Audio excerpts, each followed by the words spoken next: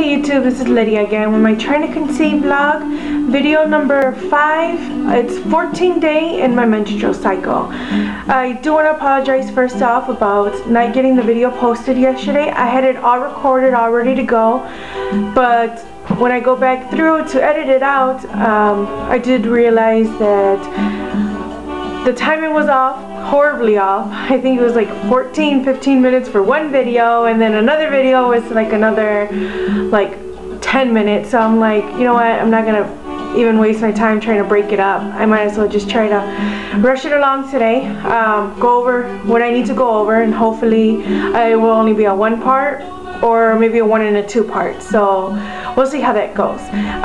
And today I just decided, you know, since my husband is at his cousin's house, that I'm gonna go ahead and record my video in the living room. So later on I'll give you guys a tour just to show you around. So let's get things started. The other day when I did record my video, I think it was day, I want to say, let's see, I'm on day 14 right now, like day 11, 10 or 11 in my cycle. I did let you guys know that I did have pains in my left breast. They were achy around the nipple area. Well, on day 11, pains, the same exact pains that I had, or same exact irritation that I had on my left breast, was starting on the right breast. So I'm keeping my fingers crossed, hoping that it's a sign of ovulation. So keeping the fingers crossed. We're doing everything we need to do, checking my cervical mucus, just to make sure that, you know, we're taking it step at a time to make sure that we can better maximize ourselves and when we can get pregnant. So I want to go over my key points now. Let's see. Now I have 1, 2. I want to say I have 3 key points today. That might change. Okay, first key point, you're most fertile before you ovulate. Okay, doctors used to tell couples to have intercourse before, during, and right after ovulation when a ripened egg is released from the ovary, but they now know that women are most likely to get pregnant if they have sex 5 days before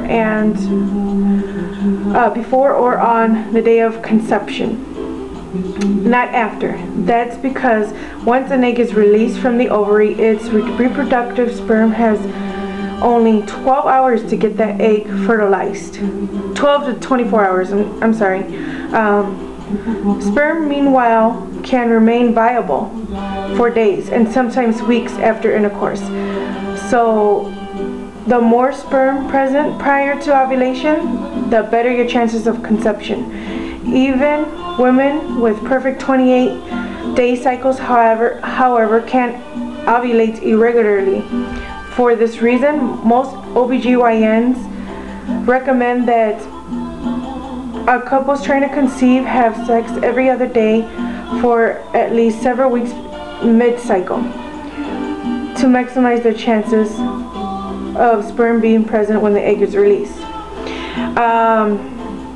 Now that, after some good research, I did find that out. Before I actually bought this book, I did find that out. So I mean, I'm just wanted to pass it on. Hopefully it'll help one of you guys out there. Another thing is, this other key point that I wanted to go over with you guys. I'm not going to read it because it pretty much says the same thing about the one I just read. But say for instance, let's see. It's saying that we overestimate when we're going to ovulate. Overestimate or underestimate. Either case may be, that's the reason why sometimes it's taking a little longer than we had expected. Excuse me. Let's see. I want to point out this one. It says, many of us assume we ovulate on day 14 of our cycles, but it is only the case for women with regular 28-day cycles. What's more, ovulation doesn't occur 14 days after the start of your menstruation, but 14 days before. So for instance, say I I am expecting Aunt Flo to come on the 14th. Let's say the 14th of May. So I'm gonna count down 14 days, and more or less on the 30th of this month and the 31st are my most fertile days. So you're gonna count back from the day that you're actually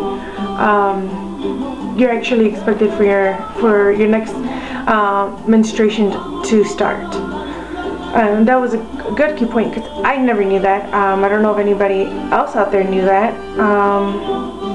Let's see. The other thing I wanted to go over was I'm gonna actually read this one because there's some good points in them. Let's see. Stay calm for the sake of your uterus. If you think your headaches and tight shoulders are the only physical manifestations of your super stressed life, think again. Your uterus may be paying the price as well. A healthy uterus contracts about 5 times a minute. Sorry, I always mess up that little part. But stress can increase the frequency of those contractions, which can which can keep fertilized egg from implanting in your womb. While you can't directly control your muscles that handle these contractions, you do have some power over them to relax them. For instance, you can do some yoga, go on a walk, meditation, some stuff like that. Have some of your you time, maybe like 15 minutes in a day. I know some of us are pretty busy and 15 minutes is a lot to ask for, to give ourselves some time away from our hectic life, but there are other ways as well.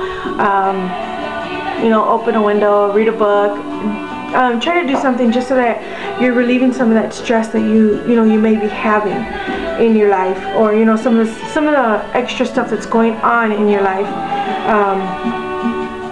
And you know what, I mean, by doing maybe one or two things that that this book does have, this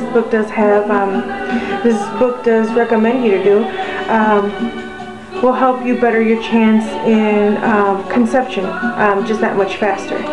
Now let me see, I want to go over one more, so I gotta look for it because I lost my place. I had it marked and then decided to move the little book. 1 second.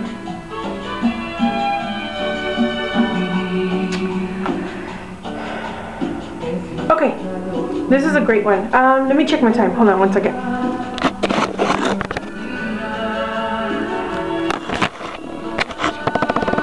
Okay, I'm at 8 minutes, so I'm going to try to speed this one up. It says the body's built-in ovulation predictor. Every woman has an ovulation predictor built into her body, and it's absolutely free. Cervical mucus, produced by the nooks and crannies of the cervix, located at the neck of the uterus, change over the course of a woman's cycle. Regularly monitoring the amount and consistency of cervical mucus can pinpoint when you have the best chance of conceiving. Using a clean finger, insert into your vagina, checking the toilet paper when you wipe yourself. You can check the sensation: dry, moist, or wet; color: white, creamy, cloudy, or clear; and consistency: sticky, smooth, or slippery. When you're most fertile, the cervical mucus will feel slippery and may stretch up to several inches before it breaks.